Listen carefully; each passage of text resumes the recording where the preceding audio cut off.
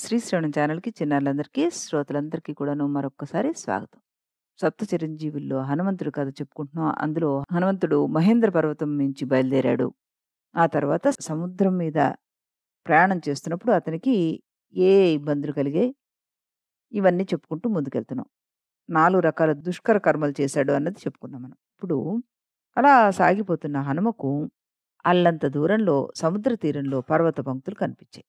తన దేహ పరిమాణంని, వేగాన్ని చూడగానే రాక్షసులు తెలుసుకుంటారేమోనని, పట్టుకోవాలని సాహసిస్తారేమోనని అతను అనుకుని తన దేహ పరిమాణాన్ని తగ్గించుకున్నాడు. శోభాయమానంగా ప్రకాశిస్తున్న లంకా శిఖరంపై త్రికూట పర్వతం మీద దిగాడతను.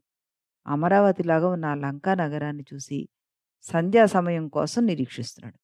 విశ్వకర్మ నిర్మించిన రావణ పాలిత లంకాపట్నాన్ని ధనుర్ధారులందరూ కాపలా కాస్తూ అటూ ఇటూ తిరుగుతూ సంచరిస్తూ ఉన్నట్ట.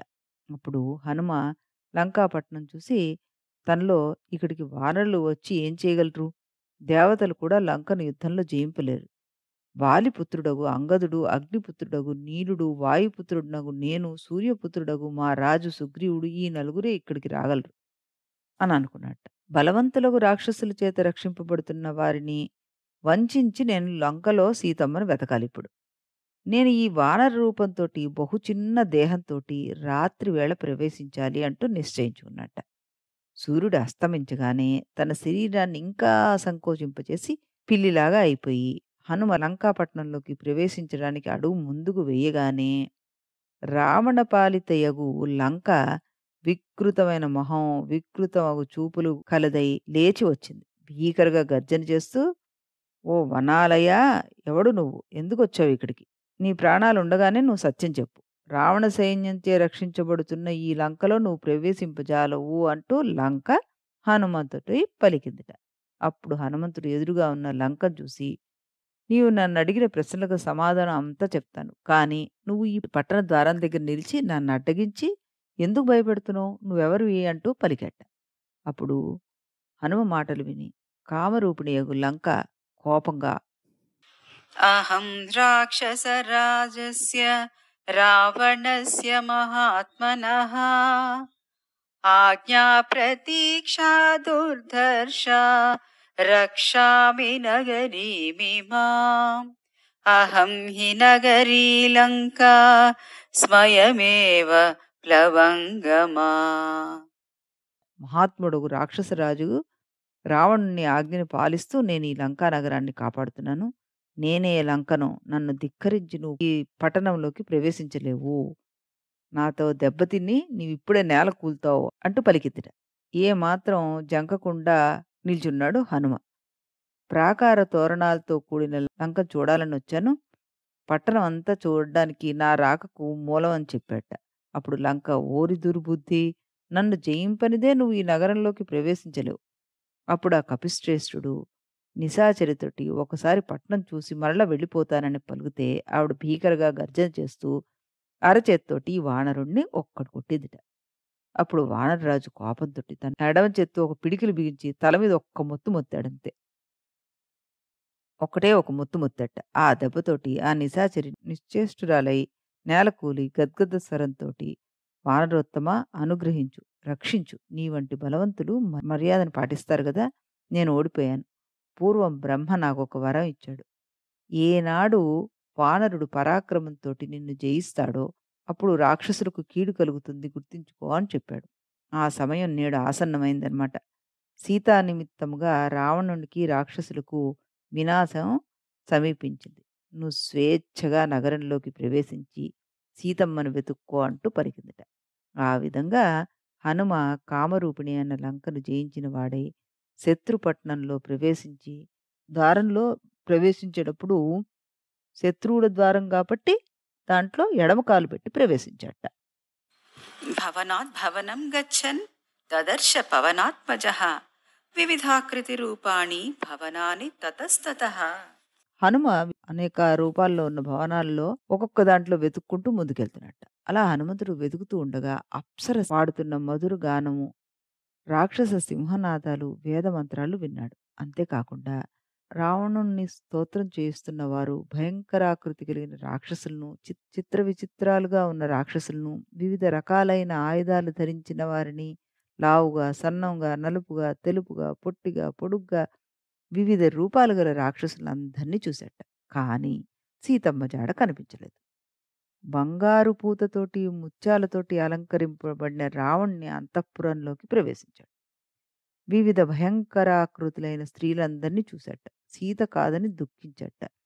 మళ్ళీ ఈసారి వేగంగా సీతాన్వేషణ కోసం ఈ లంకలో రావణ్ణి అంతఃపురంలోని కక్షలన్నిటిని అంటే గదులన్నిటిని చూస్తూ, తర్వాత దగ్గరలో ఉన్న ప్రహస్త, మహాపార్శ్వ, కుంభకర్ణ, విభీషణ, మహోదర, విరూపాక్ష, ఇంద్రజిత్తు మొదలైన వాళ్ళందరి భవనాన్ని కూడాను వెతికాట.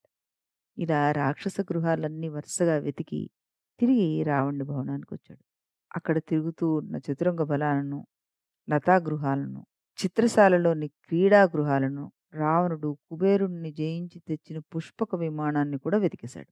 అలాంటి పుష్పక విమానంలో హనుమ సీతమ్మ కానరాకపోవడంతోటి ఇంక దుఃఖితుడైపోయాట. సప్త కక్షలను దాటిన తర్వాత హనుమ రావణ పత్నులు, రావణుడు శయనించే మందిరాన్ని దర్శించాడు. ఆ శయనా మందిరం నందు రాజర్షి కాంతలు, దైత్య కాంతలు, గంధర్వ కాంతలు కామపరవశులై అస్తవ్యస్తంగా నిర్దిస్తున్నట్ట. ఆ కామినీ జనగోష్ఠిలో అలసిపోయి హాయిగా దీర్ఘ ఉచ్ఛ్వాస నిశ్వాసాలతో నిర్దిస్తున్న రావణ్ణి చూడగానే హనుమ తానున్న చోట నుండి మరొక ఉన్నత స్తంభాన్ని అధిరోహించాడు. వీరందరూ పడుకున్న చోటుగాక వేరొక శయ్యపైన రూపసంపన్నురాలగు ఒక స్త్రీని చూశాట. అంతఃపుర స్త్రీలలో ప్రధానురాలకు మండోదరిని చూసిన హనుమ సీతమ్మ అనుకొని మహదానంద పొందిపోయట. రాముడితోటి వియోగం పొందిన సీత నిద్రించదు, భుజించదు, అలంకరించుకోదు, పానం సేవించదు, ఇంద్రుడైనా సరే పరపురుషుడిని సేవించదు. ఈమె రావణుని పత్నిలో ఒకటే ఉండదు అనుకుని తలచట. మరలా హనుమంతుడు ఆ ప్రదేశాన్ని వదిలిపెట్టి పానశాల, భోజనశాల వెతుకుతూ ఓ నారీ సమూహాన్ని చూశాట. ఆయన మనసు చివుక్కుమంది. పరస్త్రీని చూడడమే పాపం కాక ఈ నారీమణులందరూ నగ్నంగా, అర్ధనగ్నంగా ఉన్నట్ట. ఎంత దోషం చేశానో అనుకున్నట్ట. మరుక్షణంలో ఇందరిలో సీత కనిపిస్తుందేమోనని చూశాను తప్ప నాలో వికారం ఏమీ లేదు, నేను బాధపడాల్సిన అవసరం లేదు అని తనకు తాను నచ్చ చెప్పుకున్నాడు. సర్వ పుణ్య పాపాలకు మనస్సే ప్రధానం. నా మనస్సు ఇందరు స్త్రీలను చూసినా నిశ్చలంగా, నిర్మలంగానే ఉంది. పైగా సీతాదేవి స్త్రీ జన మధ్యలో కాక మరెక్కడ ఉంటుంది అని అనుకుంటూ భవనం అంతా మరోసారి వెతికి వెలుపలికి వచ్చి లతాగృహాలు, చిత్రమండపాలు ఇలా అన్నీ గాలించి సీతమ్మ కనబడలేదు, సీతామాత కానరాకపోవడంతోటి నేను సీతమ్మను చూడక సుగ్రీవుని వద్దకు వెళ్ళడం సాధ్యపడదు. సుగ్రీవుడు తీక్షణముగా దండించే స్వభావం కలవాడు. అంతఃపురం వెతికాను. అంతఃపుర స్త్రీలందరినీ చూశాను. పతివ్రతయగు సీత మాత్రం కనబడలేదు. నా శ్రమంతా వ్యర్థమైపోయిందని దుఃఖించట. అనిర్వేద శ్రియో మూలం అనిర్వేద పరం సుఖం అనిర్వేదో హి సతతం సర్వార్థేషు ప్రవర్తకః. దిగులు పడకుండా ఉత్సాహం కలిగి ఉండడం ఐశ్వర్యానికి మూలం. ఉత్సాహమే ఉత్తమమగు సుఖం. ఉత్సాహమే సర్వార్థముల యందు మానవుల్ని ప్రవర్తింపచేస్తుంది. మనం చేసే ఏ పనైనా ఉత్సాహమే ఫలవంతంగా చేయగలుగుతుంది. అందుచేత ఉత్సాహంతో మరల ప్రయత్నం చేయదలుచుకున్నాడు. హనుమ వెతికిన ప్రాంతాలను విడిచి భూబిల గృహాలను, స్వేచ్ఛా విహారాలు ఇలా పలు ప్రాంతాలు వెతికిన హనుమ ఇక్కడ కూడా దేవ, దానవ, యక్ష, కిన్నెర, విద్యాధరుల స్త్రీలను చూశాడే గాని సీత కానక చింతించాడనమాట. సీత కనబడకపోయేసరికి చింతించాడు. ఆ హనుమ రావణాంతపురంలో 4 అంగుళాల మేరనైనా వదలకుండా వెతికెట్టాయన. హనుమ సీతాదేవి లంకలో కనబడకపోవడంతోటి చింతాక్రాంతుడైపోయాడు. సీత రావణుని భవనంలో ఉంది అని సంపాతి చెప్పాడు. కానీ ఆవిడ ఎక్కడా కనపడలేదు. అతని మనసు పరిపరి విధాలుగా తలుస్తోందనమాట. అతను ఏ విధంగా ఆలోచించాడు, ఏమిటనుకున్నాడు, ఇవన్నీ కూడా మనం రేపటి కథలో చెప్పుకుందాం. అంతవరకు సెలవు.